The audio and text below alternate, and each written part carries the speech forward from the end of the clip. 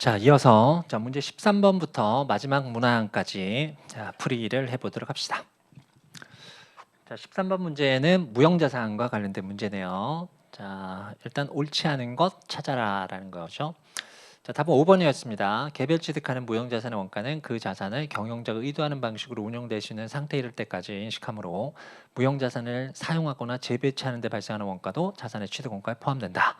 이건 재고자산이 됐든 유형자산이 됐든 무형자산이 됐든 투자부동산이 됐든 최초 원가의 결정은 취득이 완료될 때까지만 지출된 필수적인 원가를 구성되겠죠. 그래서 핵심 키워드 등등이 뭐라고 말씀드렸나요? 거기서 나타나는 재배치, 이미 배치 편성이 끝나 있는 상태에서 재배치하는 것은 이미 사용 가능 장소 상태에 이른 후다라는 표현이었죠. 원가를 인식하지 않습니다. 답은 5번이었고요.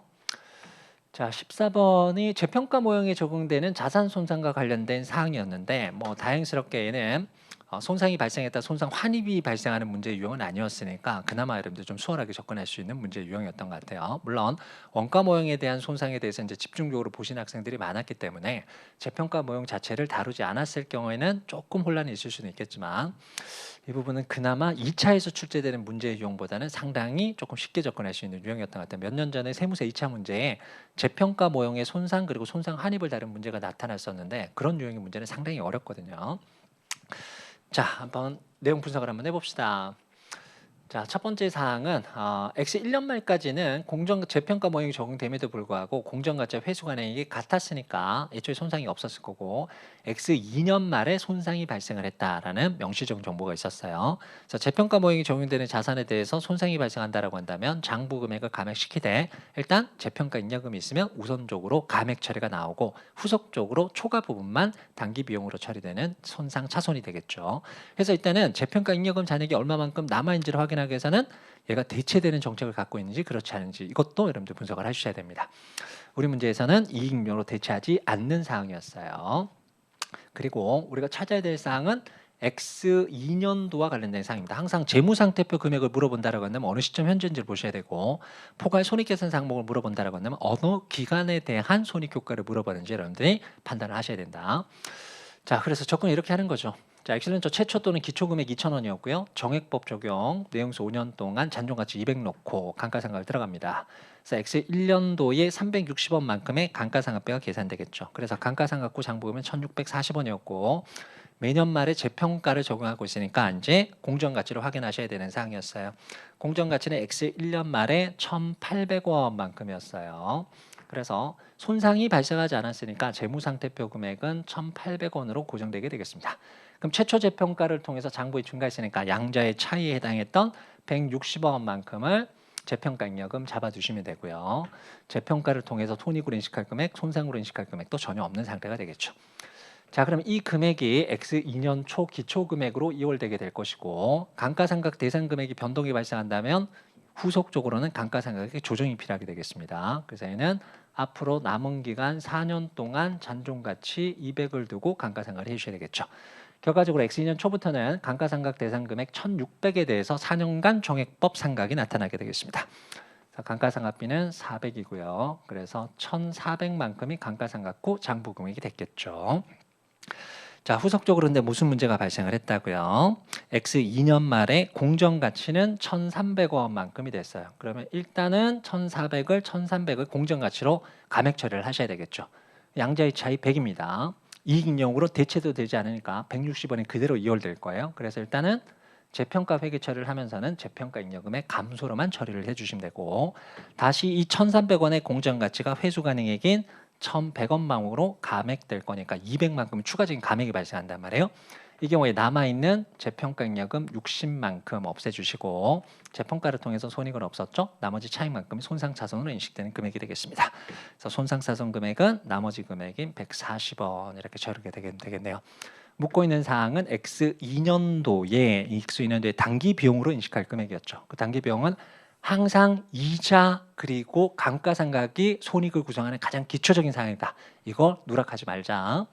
추가적으로 손상차손 140만큼이 나타나겠죠. 따라서 540원만큼의 단기 비용 효과가 X년도에 발생을 하게 되겠습니다. 14번이었습니다. 자, 그리고 다음 문제는 15번. 자, 정부보조금과 관련된 사항이었습니다. 자, 정부보조금을 일반적으로 물어볼 때는 그냥 정부보조금 그리고 유형자산 이쪽만 물어보겠지만 문제가 나올 때 이게 손익에 미치는 영향이다라고 한다면 여러분들이 조금 추가적으로 고려사항이 있다고요. 방금 전에도 말씀드렸다시피 손익을 구성하는 가장 기본적인 항목은 뭐가 된다고요? 감가상각 그리고 이자 이 두 가지는 기본적으로 손익 항목을 구성한다고요. 이때 이자 수익이든 이자 비용이 발생하라는 가장 기본적인 원천은 시간 가치라고요. 그래서 현재 가치 평가가 있는 항목에 대해서는 반드시 이자라는 것은 발생한다.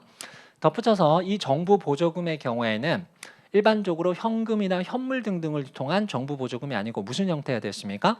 시장 이자율보다 낮은 이자율의 정부 대금의 효익이죠. 이 경우에는 어떤 금액만큼을 정부 보조금 해당액으로 볼 것이냐 여기서부터 시작을 해주셔야 되는 내용이었어요. 자, 첫 번째는 지방자치단체부 자금을 전액 차입했고 실제 지급되는 것은 1% 이자율이 지급이 됩니다. 근데 적용되는 시장 이자율은 10%니까 현저하게 낮아요. 정부 보조금이 존재를 한다. 그리고 정부 보조금에 대해서는 원가 차감법을 사용하고 있으니까 그나마 이 문제는 조금 할 만한 거야. 만약에 얘가 이연 수익법으로 처리가 됐다고 한다면 문제에서 묻고 있는 사항이 단기 비용이란 말이에요. 그럼 정부 보조금이 처리가 되는 부분은 별도의 정부 보조금 수익으로 처리가 될 거니까 수익은 비용이 아니잖아요. 그렇죠? 단기 손익에 미치는 영향을 물어봤을 경우에는 단기 수익 효과, 단기 비용 효과 순액으로 계산하시면 되겠지만 물음 자체가 단기 비용이다라고 한다면 실제 비용으로 처리될 금액, 즉 수익 금액은 제외를 하고 계산하셔야 되는 거죠. 근데 지금 문제는 그나마 자산차감법을 적용을 하고 있으니까 감가상각비하고 상계 처리가 될 거니까 상계된 이후에 감가상각비만 계산을 해주시면 되는 내용이었던 것 같아요. 그래서 접근은 일단 이렇게 처리하셔야 되죠. 엑셀런트 정보 좀 해당액이 얼마만큼 될 것이냐. 자, 일단 자금 5만 원만큼 정부 차입이 있었다는 거였고요. 일단 차입금은 금융부채니까 금융부채는 공정가치를 계산하셔야 되고 관련된 미래 현금 흐름을 시장이자에 따라서 현재가치 평가를 해주셔야 되겠죠. 그럼 제시된 현금 흐름이 5년짜리였고요. 액면금액 5만 원에 표시이자가 1%니까 500원씩이 발생을 하겠죠. 얘를 기준해서 현재가치 평가하시면 32,940원이고 결과적으로 정부 보조금 해당액은 양자의 차입 17,060원 이렇게 나올 거예요. 그리고 얘를 주고 기계장치를 이렇게 산 겁니다. 자, 그러면 단기 손익, 비용 효과가 나타나는 것은 첫 번째 뭐가 있고요? 기계장치와 관련된 감가상각비가 나타날 수가 있겠죠. 물론 자산차감법이니까 정부 보조금 상계 효과를 반영한 이후의 금액. 동시에 우리가 이에 대해서 현재가치 평가기법을 이용하셨으니까 뭐도 나타난다고요? 이자, 비용. 이 부분을 누락시켰다라고 한다면 답이 또 틀릴 수밖에 없는 그런 문제 유형이 되었던 것 같습니다. 자, 계산하셔야 될 사항은 X 3년도의 단기 비용으로 인식할 금액이 되겠죠. 그럼 X 3년도와 관련된 손익효과 분석을 해주시면 되겠네요. 자, 첫 번째는 감가상각비인데 어차피 감가상각비의 경우에는 어떻게 됐나요? 감가상각비의 경우에는 정액법을 지금 적용을 하고 있단 말이에요. 그래서 정액법으로 감가상각을 적용할 거니까 X 1년도가 됐든 X 2년도가 됐든 X 3년도가 됐든 기초취득자산이니까 감가상각비는 똑같겠죠. 그래서 첫 번째는 감가상각비의 계산이었습니다. 자, 취득원가 5만 원을 기준으로 해서 잔존가치 자료는 빵이고요. 내용연수 5년이니까 매년 5분의 1씩에 해당했던 감가상각비 계산을 해주시면 되겠죠. 일단 마이너스 10,000원만큼이 나타나고 두 번째는 정부 보조금 상계되는 금액입니다. 상계되는 금액 어떻게 계산하시면 된다고요? 감가상각 대상 금액 중에서 단계 실제 감가상각된 비율 정부 보조금이 총 17,060원만큼 있었어요. 감가상각 대상 금액 전체 5만 원이었고요. 그리고 단계 감가상각 비율이 10,000원만큼이니까 정확하게 20%만큼 상계 처리를 해주시면 되겠죠. 17060 곱하기 20% 3,412원입니다. 3,412원만큼인데 얘를 별도의 수익으로 처리하는 게 아니고 감가상각비와 상계 처리할 거니까 이 금액이 감가상각비로 나타나는 비용 효과가 될 것입니다. 그리고 세 번째는 X 3년도의 이자 비용 금액을 계산을 해주셔야 된다고요. 이자 비용이 X 1년 초에 인식된 금액이 32,940원이니까 기본적으로 X 3년 초 현재 삼각공가를 계산하신 다음에 곱하기 적용되는 이자율 10% 계산을 해주시면 되겠죠. 이거 말로 한번 해볼까요? 32,940원 X 1년 초니까 X 3년 초 금액입니다. 어떻게 계산하시면 되는 거예요? 32,940원 곱하기 1.1 빼기 500원 곱하기 1.1 빼기 500원 계산하시면 X 2년 말 즉 X 3년 초 금액이 나오겠죠. 거기에 10% 계산하시면은 X 3년도 이자 비용이 계산되는 논리였습니다. 3,881원 정도 나오겠네요. 비용. 그러니까 감가상각비 요구 순회 이자 비용 3,881원의 효과 계산하시면 1,469원만큼 비용이 나타나겠죠. 만약에 얘가 자산차감법이 아니고 이연수법이다라고 한다면 비용 효과는 이거 상기하시면 안 돼요. 그렇죠? 얘랑 이자 비용 두 가지가 답이 되겠죠? 네. 자, 15번이었고요. 자, 그리고 이제 16번 문제네요. 예, 차입원가 자본화입니다. 보통 차입원가 자본화가 나타난다면 최초 년도에 대한 자본을 묻든가 아니면 그냥 2차 년도에 대한 자본화만 묻든가 이렇게 될 건데 지금 올해 문제에서는 두 가지를 다 물었어요. 그렇죠? 엑셀년도 자본화. 그럼 후속 기간에 차입원가 자본화 계산할 때는 평균 지출액을 뭘로 볼 것이냐. 자, 첫 번째 고려하실 사항은 작년 이전에 지출된 금액 무조건 기초 지출 효과가 있다. 그리고 또 한 가지 보셔야 될 사항은 작년까지 차입원가 자본한 금액도 평균 지출액을 포함할 수 있다. 그나마 자본한 차입원가는 연평균 지출에 포함하지 않는다라고 했으니까 작년 말에 차입원가 자본한 금액이 후속 기간에 영향을 미치진 않았을 거예요. 그렇다라고 할지라도 얘는 일단 최소 2번의 계산 과정은 거쳐주셔야 되는 거였습니다. 엑셀런더부터 시작합시다. 자, 모양새 이렇게 잡아놓고 시작하자라고 말씀드렸죠. 자, 첫 번째는 특정 차입금 분석을 할 겁니다. 특정 차입금 A 9만 원에 대해서 자, 가중평균에 들어갈 건데 특정 목적 차입금 분석 그리고 지출액의 분석 얘와 관련된 사항은 자본화 기간을 고려하셔야 되는 거죠. 그럼 엑셀런더의 자본화 기간은 4월 1일부터가 될 거니까 얘는 12분의 9개월치 잡아놓고 시작을 해주셔야 되겠습니다. 차입기간도 4월 1일부터니까 연평균 특정 차입금 67,500원이고 적용되는 이자율이 3%였으니까 실제 발생한 이자는 2,025원 나올 거예요. 자, 일반 목적 차입금은 연평균 금액 계산하신 다음에 한 건으로 만들어 주셔야 됐어요. 자, 비차입금 6만 원이고 요거 계산을 할 때는 그냥 회계 기간이 들어가야 되는 거라고요. 그럼 X 1년도에 비차입금이 존재하고 있던 기간은 5월 1일부터 12월 31일까지니까 8개월치. 비차입금 3만 원에 대해서는 9월 1일부터 12월 31일까지가 그 회계 기간에 포함되는 기간이니까 4개월치 계산하셔서 연평균 금액 각각 4만 원, 만 원 만들어 주시고 적용되는 이자율 자료 고려하신다면 실제 발생한 이자가 2,000원, 1,000원 총 3,000원이 발생을 한 거죠. 그러면 연평균 차입금 그리고 전체 나오는 이자 이 두 가지 관계를 이용하셔서 자본화 이자율 6% 잡아주시면 되는 거였어요. 자, 그럼 지출액을 계산합니다. 자, 지출액은 X 1년도의 지출액은 딱 두 건 있었어요. 자, 첫 번째 4월 1일자 지출액 10만 원에 대해서는 자본화 기간을 고려하는 거죠. 자본화 기간이 4월 1일부터 시작을 했으니까 9개월치. 그리고 다음 11월 1일에 지출된 3만 원에 대해서는 자본화 기간 동안 지출 효과가 있었던 기간은 2달치가 되겠네요. 금액 계산하시면 총 8만 원만큼이 연평균 지출액이 계산될 겁니다. 그럼 이 연평균 지출액을 논리에 따라서 정하시는 거죠. 가장 먼저 특정 목적 차입금이 사용이 되었다. 따라서 여기서 발생한 2,025원만큼은 자본하자. 다만 일시 투자된 부분은 사용되지 않았을 거니까 그 부분은 빼자. 자, A 차입금과 관련된 일시 투자액이 총 3만 원만큼 있었고요. 5월 1일부터 7월 31일까지니까 5, 6, 7 총 석 달 동안 일시 투자가 발생을 했죠. 모든 금액을 우리 연평균 금액을 계산하고 있으니까 얘도 연평균입니다. 연평균 금액 계산할 때 얘도 역시 어떤 기간을 고려하셔야 됩니까? 자본화 기간을 고려하셔야 되겠습니다. 결과적으로 7,500원만큼이 연평균 일시 투자액이 될 거고요. 투자 수익률 2% 고려하신다면 발생한 일시 투자 수익 150만큼 있겠죠? 그럼 얘는 차감하셔서 특정 목적 차입금에 대해서 자본할 금액 계산하시고 결과적으로 요 금액을 제외한 나머지 금액이 일반 목적 차입금이 사용이 됐겠죠. 그럼 나머지 금액 계산은 8만 원, 6만 원이니까 2만 원이 사용된 것으로 가정된 금액인데 이건 한도에 걸릴까요? 안 걸릴까요? 안 걸리겠죠. 일반 목적 차입금이 이미 5만 원이나 있으니까. 그래서 얘를 자본화 이자를 적용하셔서 계산된 1,200만큼 자본해 주시면 되겠습니다. 그래서 1차 년도에는 특정에서 이만큼, 일반에서 이만큼 두 개 더해주시면 3,075원만큼이 1차 연도의 자본화 금액이 되겠습니다. 자, 2차 연도 똑같이 들어갈 겁니다. 자, 2차 연도입니다. X 2년도. 자, 특정 목적 차입금부터 또 분석을 합시다. 자, 9만 원이고요. 자본화 기간이 10월 31일에 종료가 됐어요. 따라서 자본화 기간인 10개월치 고려하시면 연평균 특정 목적 차입금 7만 5천 원. 적용되는 이자율 3만 원, 3%, 발생한 이자 2,025원 이렇게 잡아주시면 되겠네요. 7만 5천 원에 대해서 3% 2,250원에 숫자 잘못됐다. 2,250원만큼 이렇게 들어가야 되겠습니다. 죄송합니다. 자, 그리고 일반 목적 차입금의 경우에는 그나마 출제위원이 뭔가 여러분들 쉽게 하기 위해서 날짜를 맞췄어요. 어떤 거냐면 X 1년도에도 회계 기간에 일반 목적 차입금 B가 존재하는 기간이 5월부터 시작해서 10월 31일까지니까 8개월이 됐잖아요.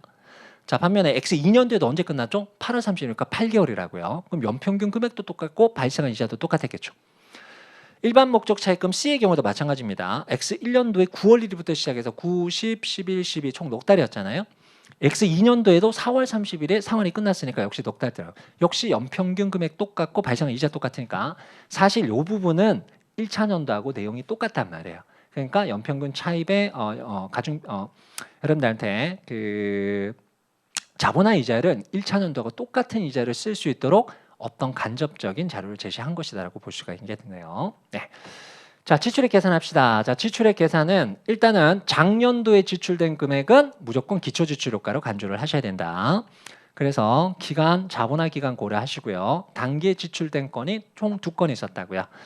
2월 1일자 2만 원 지출에 대해서는 자본화 기간 동안 지출효과는 10월 31일까지가 될 거니까 한 달 빼고 11개월이 될 거고요. 7월 1일자 지출은 7, 8, 9, 10 총 넉 달치가 되겠네요. 그래서 금액 계산하시면 연평균 지출액 13만 원만큼이 나왔어요. 자, 이 13만 원 중에서 자꾸 숫자가 틀렸네요. 자, 가장 먼저 특정 목적 차입금이 사용이 된 겁니다. 그럼 얘 때문에 발생한 금액인 2,250원만큼은 자본화 해주셔야 될 거고요. 이 숫자 틀린 건 좀 수정을 해주시고, 그리고 특정 목적 차입금이 일시 투자된 금액 자체가 X2년도에는 존재하지 않았죠. 그럼 전체 금액 중에서 나머지 금액이 일반 목적 차입금이 사용됐다를 가정할 거예요. 그럼 13만 원에서 7만 5천 원 차감하시면 가정된 금액 자체가 5만 5천 원만큼 계산될 건데 얘는 사실 계산할 필요가 없죠. 일반 목적 차입금 평균 금액이 5만 원밖에 없단 말이에요. 그러니까 얘를 초과해서 일반 목적 차입금이 사용됐다라고 볼 수는 없다. 그래서 얘는 계산할 필요가 없었다라는 겁니다. 그렇죠, 여러분들? 그러면 한도에 걸려서 어떤 금액이 될 수밖에 없어요. 얘는 3,000원이 될 수밖에 없겠죠. 따라서 요거 두 개 더한 금액 3,000원, 2,250원, 3,000원 더하기 2,250원 합산한 금액 5,250원 되겠죠. 이 숫자 다 이상하네요. 5,250원만큼이 2차 년도에 자본화되는 금액이 되겠습니다. 그래서 답은 1번이었습니다. 그래서 이걸 알고도 풀어나간다라고 할지라도 이 문제는 일단 어느 정도의 최소 시간은 소요가 될 수밖에 없는 문제죠. 네. 16번이었고요. 자, 그리고 17번은 판매 보증과 관련된 사항인데 문제 자체가 상당히 길게 보이지만 이 문제를 파악하고 났을 때 실제 계산은 얼마 안 걸리는 문제가 요 17번 문제였습니다. 자, 시작은 여기서 시작입니다.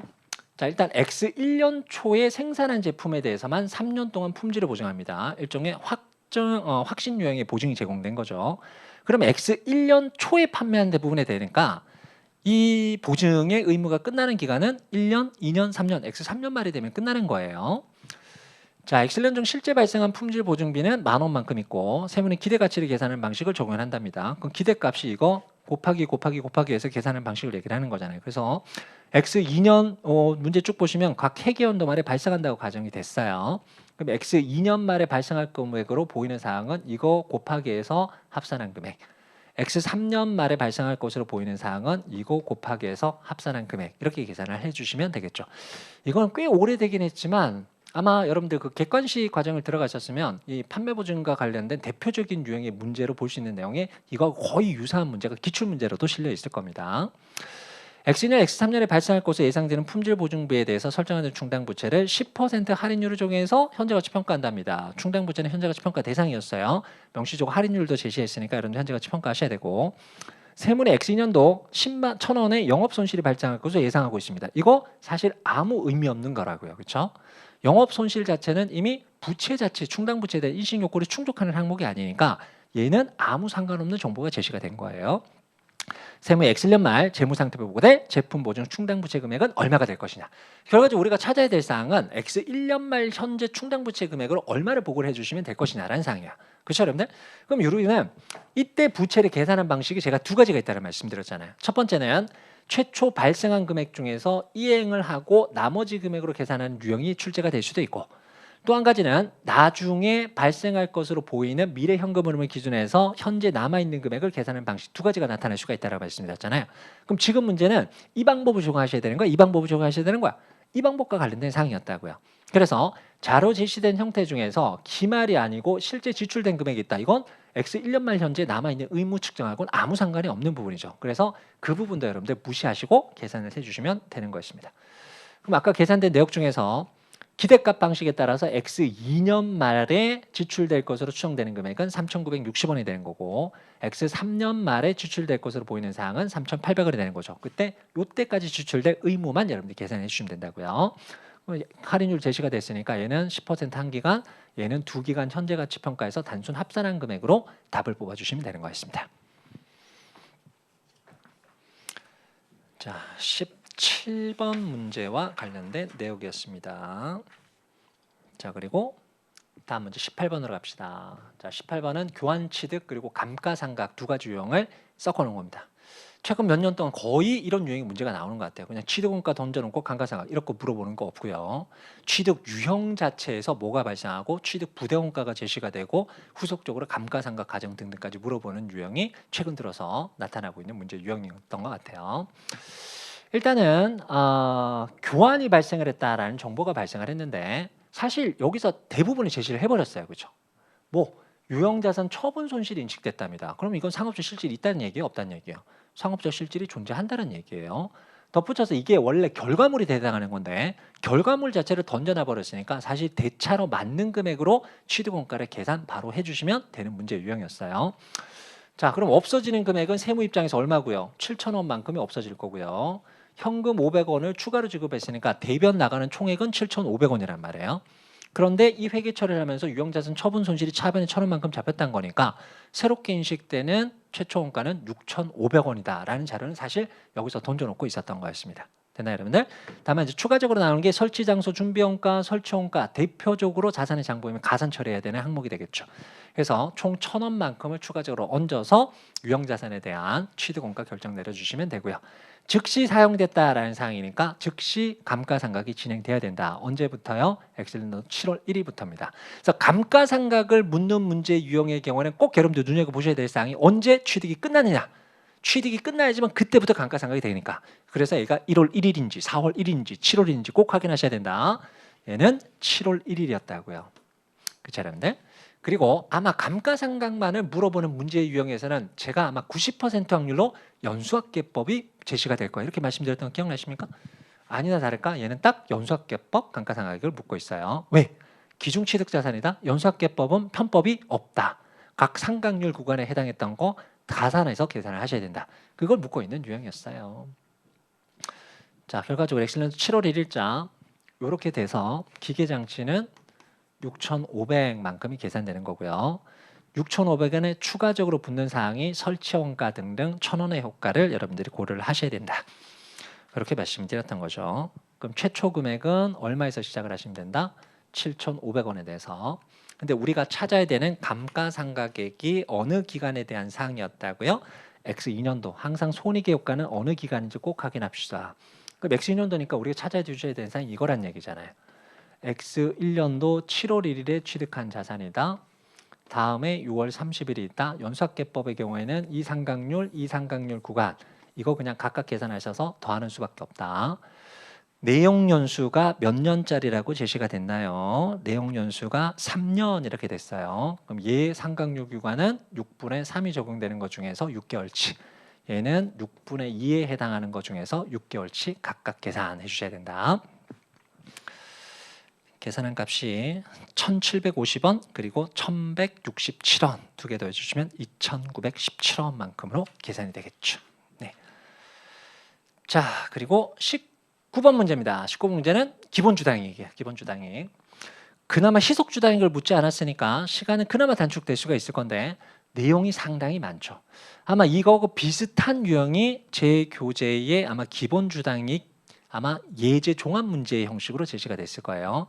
그거보다는 조금 작게 출제가 됐어요. 아마 이런 표현 아마 제 교재에 있을 거예요. 기중에 전환된 전환 우선주에 대해서는 전환일까지 기간에서 우선주 배당금을 지급한다라고 돼 있고 그런데 얘가 12월 30일 이렇게 맞춰놔서 결과적으로는 전체 기간이 우선주에 해당하는 것으로 이렇게 맞춰놓는 유형 문제 아마 예제에 실려 있었던 것 같습니다. 자, 아무튼 우리가 찾아야 될 사항 엑셀런트 기본주당 이익입니다. 기본주당 이익은 일단 분자 분모 계산이 필요하겠죠. 자, 첫 번째. 자, 분자부터 계산합시다. 분자는 당기 순이익 1000만에서 시작하시고 뭘 조정하셔야 된다고요? 우선주와 관련된 사항을 조정을 하셔야 된다고요.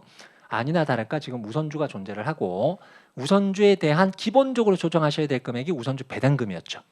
우선주 배당금을 계산할 때는 누적인지 비누적인지 확인하시고 비누적이라고 한다면 배당 결의가 있는지 없는지에 대한 정보 확인하셔야 되지만 누적의 경우에는 배당 결의하고 상관없이 단기분 배당금만 차감을 해주시면 된다. 됐나요? 누적적 이렇게 됐네요. 그러니까 단기분 배당금만 차감 처리를 해주시면 되는 내용이었습니다. 그래서 분자금액 계산합시다. 단기 순이익이 1000만 원만큼에서 시작을 해주시면 되고 여기서 우선주 배당금 중에서 단기분 배당금을 계산을 해주시는 거였어요. 근데 얘가 전환 우선주였고요. 분명히 전환이 발생하긴 했는데 얘가 기중 전환이 아니고 10월 30일 날 전환이 발생을 했으니까 결과적으로는 1년 내내 우선주에 대한 배당금이 지급이 되겠죠. 그럼 1년 동안 우선주에 대한 변동은 전혀 없었다는 얘기가 될 거예요. 자, 우선주 주식수는 총 5,000주였고요. 얘가 결과적으로는 배당금과 관련된 효과에서는 전혀 변동하지 않았다. 곱하기 한 주당 액면 금액이 5,000원으로 제시가 되고 있었고 여기에 배당률 10%, 연체 배당 등등 고려할 필요 전혀 없다. 단기분 배당금만 차감 처리해 주시면 된다. 250만 원이었어요. 그래서 이 금액이 250만 원. 분자 금액은 750만 원. 이렇게 되겠죠. 자, 나머지 분모, 가중평균, 유통보통 주식수 산정할 겁니다. 요 모양새 만들어 놓고 어떻게 접근하자고요? 날짜 따라가면서 보통주가 변동된 사건을 그대로 가시면 된다. 자, 첫 번째 1월 1일자 기초유통보통 주식수는 만주라고 제시가 됐었어요. 자, 그리고 날짜 따라가 봤더니 세 번째 점이죠. 3월 1일에 주식 배당 8,000주만큼 있었답니다. 주식 배당, 무상증자, 주식 분할, 주식 병합의 경우에는 자원의 변동이 발생하지 않아요. 그렇죠? 그래서 실제 주식수가 발생을 했으니까 얘를 언제부터 그 자원이 언제 있었느냐 이걸 따져보시는 것이다. 주식 배당은 기초 미처분 이익률 기준에서 배당이 되겠죠. 그래서 얘는 기초부터였어요. 그래서 일단 8,000 이렇게 들어갈 겁니다. 그래서 총 18,000주가 기초부터 있었던 효과 이렇게 나타날 거고요. 그리고 또 다음 사항이 4월 1일에 유상증자가 나왔습니다. 유상증자 나오면 공정가치 미만 유상증자 효과에 해당하는 건지 그렇지 않은지 꼭 판단을 해보자. 자, 4월에 유상증자가 발생을 했습니다. 봤더니 발행 금액이 얼마로 돼 있고요? 5,000. 그 날짜 이제 공정가치는 10,000원, 절반 가격에 판매가 됐으니까 발행이 됐으니까 무상증자 요소가 있었을 것이라는 겁니다. 자, 이때 유상증자로 취급하는 것은 어디까지만 공정가치에 따라서 발행을 했었을 경우에 주식수까지만 돈은 얼마만큼 들어오는 거예요? 4,000주가 발행이 되는데 5,000원만큼 들어올 거니까 총 2,000만 원이 들어온단 말이에요. 얘를 공정가치인 10,000원에 따라서 발행을 한다면 발행할 주식수는 2,000주밖에 안 되는 것이다. 그럼 나머지 4,000주에서 2,000주만큼은 공짜로 나누는 것이다. 얘는 무상증자 요소가 되겠죠. 그럼 얘를 비율로 환산해 본다면 지금 현재 몇 주만큼 있는 상태에서 2만 주가 있는 상태에서 2,000주가 발행이 됐으니까 무상증자 비율은 10%였어요. 그래서 얘는 10% 1,800주, 10% 200주 이렇게 배정을 하는 것이죠. 그럼 기초부터 자원의 투자 효과가 존재를 했던 주식수가 19,800주, 유상증자 효과가 있었던 주식수는 1,200주, 나머지는 자기 주식과 관련된 내용이었네요.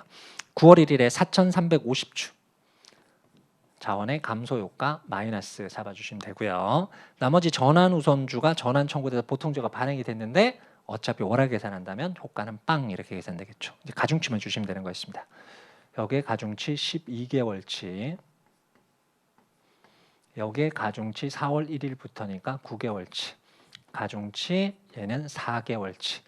그래서 이거 다 합산 처리하시면 가중평균 유통보통 주식수가 산정이 되겠죠. 아마 딱 떨어졌던 걸로 기억을 하는데요. 그래서 2만 주 이렇게 계산되겠죠. 그래서 분자가 750이고 2만 주니까 주당위 계산하시면 딱 370원 이렇게 나오게 되는 상이었습니다. 네. 자, 20번 문제입니다. 자, 중간재무보고와 관련된 사항이 나타났네요. 자, 중간재무보고도 흔히 많이 보지는 않지만 이 문제를 풀이할 때는 어려운 부분은 없었을 거라고 생각을 하는데요. 자, 기본적으로 우리가 재무제표의 종류를 얘기를 할 때는 반드시 뭐까지 포함 처리하셔야 된다고? 주석까지 포함하셔야 된다고요. 중간재무보고도 마찬가지입니다. 자, 중간 재무 보고에 포함할 최소한의 구성 요소는 재무상태표, 포괄손익계산서, 자본변동표, 현금흐름표. 뭐가 빠져 있나요? 선별적 주석이 빠져 있는 거죠. 그래서 주석이 재무제표에는 꼭 들어가야 된다는 거. 그 부분만 캐치하셨더라도 다른 거 읽지 않더라도 이번 문구가 틀린 것이다라고 찾는 것은 어렵지 않았을 거라고 생각이 들어요. 네. 자, 그리고 21번 문제입니다. 자, 21번 문제 자료 쭉 확인하시면 일단 물음 자체가 무슨 물음이냐면 매년 말 수취하는 연간 고정 리스료. 전형적으로 무슨 관계를 이용하는 문제였습니까?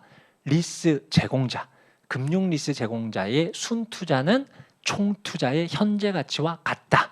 그 논리를 이용하는 전형적인 문제가 매년 말 수취하는 정기 리스로 산정하는 문제 유형이었죠. 그래서 얘와 관련된 사항은 일단 고정 리스로 매년 말 일정 금액인데 이 금액을 찾는 게 우리의 목적이었어요. 임의 숫자 두시고 나머지 총 투자를 구성하는 요소를 생각을 해보시면 되겠습니다. 자, 총 투자는 리스료 더하기 무보증 잔존 가치잖아요. 리스료에는 고정 리스료, 소유권 이전 약정, 그리고 정기 리스료 대표적인 사항이고, 그리고 또 한 가지가 변동 리스료 있고요. 매수 옵션에 대한 행사가 상당히 확실할 때 행사 가격, 그리고 종료 옵션에 대한 사항의 행사가 상당히 확실할 때 부담액, 그리고 보증 잔존 가치 이렇게 들어가는 거였어요. 그럼 지금 자료에서 쭉 보시면은 이렇게 돼 있어요. 매수 선택권과 관련된 행사할 것이 상당히 확실하다. 그럼 매수 선택권 행사가 상당히 확실하니까 이건 잔존 가치 보장하는 건 애초에 없어요. 그럼 얘는 고정 리스료 중에서 정기 리스료, 변동 리스료 없고 매수 옵션 행사 가격이 포함되고요. 그리고 종료 옵션과 관련된 정보 없고, 그리고 잔존 가치 보증과 관련된 사항도 없는 거야. 그럼 총 투자의 금액은 오로지 정기 리스료하고 매수 옵션 행사 가격으로만 구성이 된다는 얘기가 되겠죠. 덧붙여서 순투자 금액은 기초자산의 공정가치와 리스크에서 직접원가를 합산한 금액인데 이 자료에서는 리스크에서 직접원가 관련된 자료가 전혀 없었다고요. 그럼 순투자 금액은 기초자산의 공정가치 그 자체였을 겁니다. 그래서 공정가치가 200만 원만큼 이렇게 제시가 됐던 거예요. 그럼 이 두 가지 관계를 이용해서 여러분들이 금액 계산을 해주시면 되는 거였습니다. 요거 현재가치 평가 네이제이자료로 10% 나왔죠. 제공자의 경우는 자신의 네이제이자를 모르는 경우가 없다고요. 네이제이를 잡아놓으시고 나머지 이거 현재가치 평가를 하시는 거죠. 그럼 평가 계수까지가 제시가 됐으니까 결과적으로는 미지수가 하나인 1차 방정식이 형성이 되는 거죠. 금액 계산하시면 68만 3,373억 원만큼 역시 지저분한 숫자로 나오게 될 겁니다. 다만 보기 전체가 지저분한 숫자니까 이걸로 여러분들 떠실 필요는 없었던 것 같아요. 자, 그리고 22번은 법인세계와 관련된 말문제입니다. 자, 역시 옳지 않은 거 찾는 거였고요. 제가 말씀드렸잖아요. 이게 올해 유난히 이런 유형의 문제가 많이 출제가 됐다고요. 오언지, 엔든지를 물어보고 있는 유형.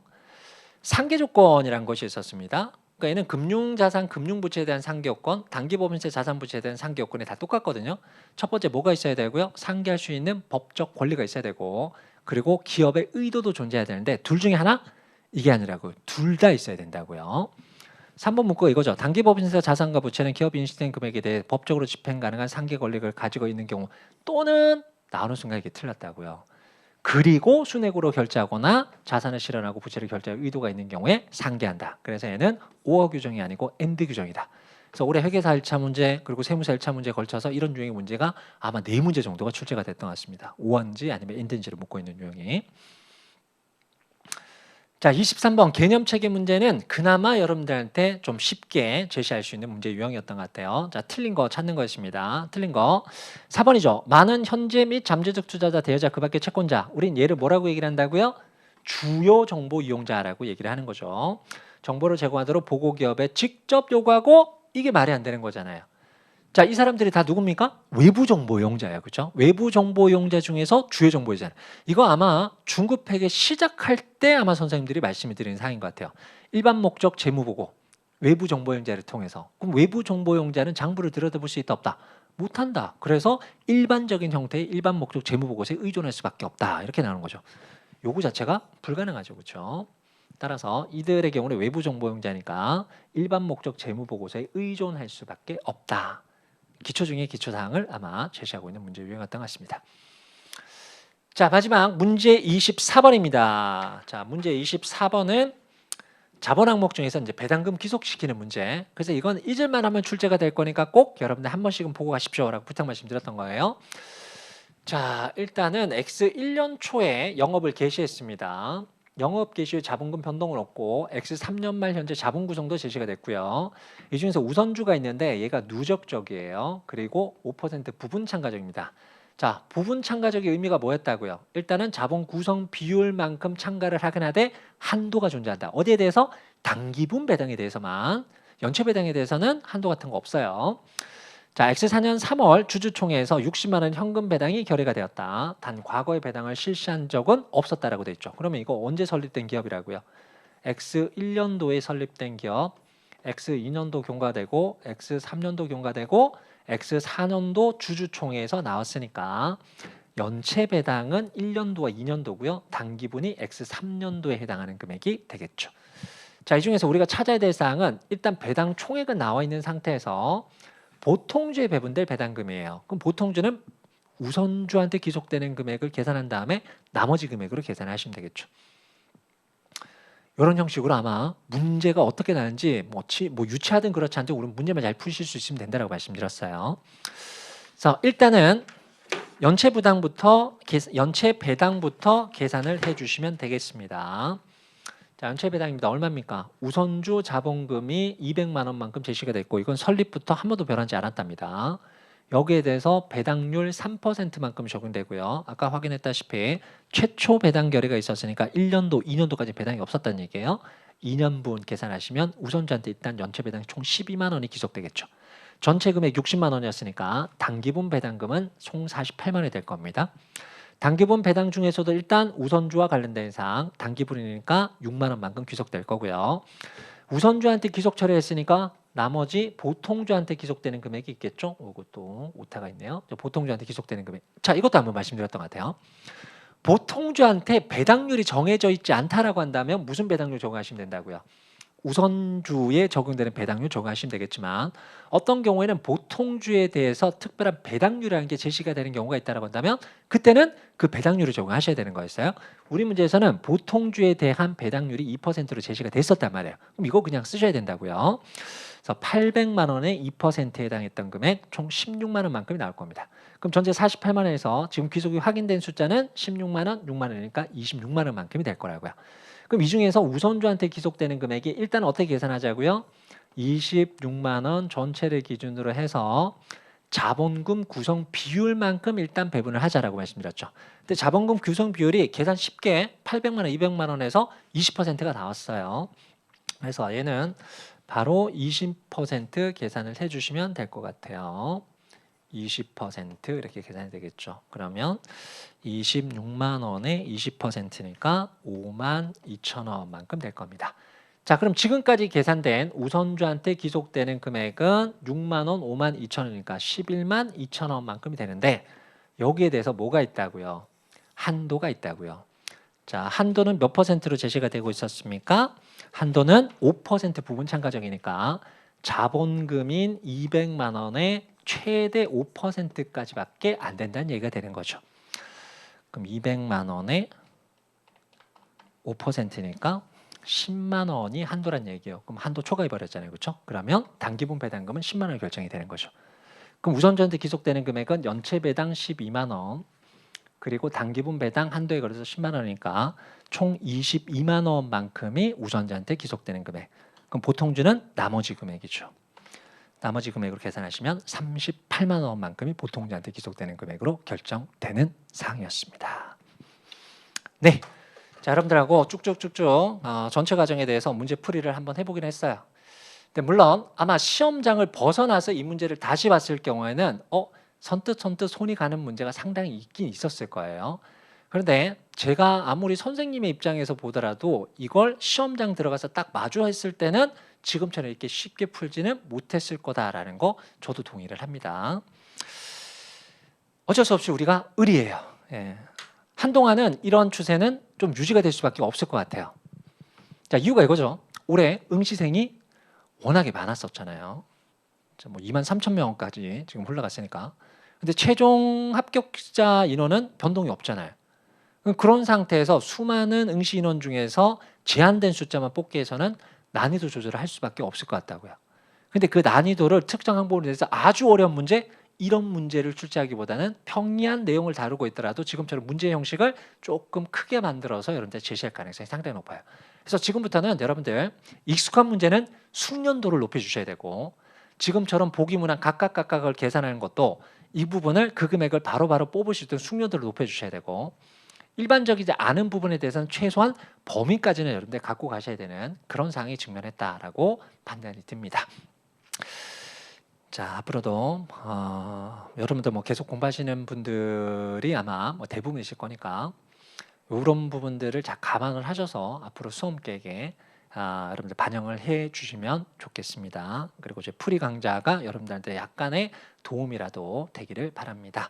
네, 이렇게 해서 올해 세무사 1차 시험 문제 풀이 그리고 강평 과정을 종료하도록 하겠습니다. 수고하셨습니다. 수고하셨어요.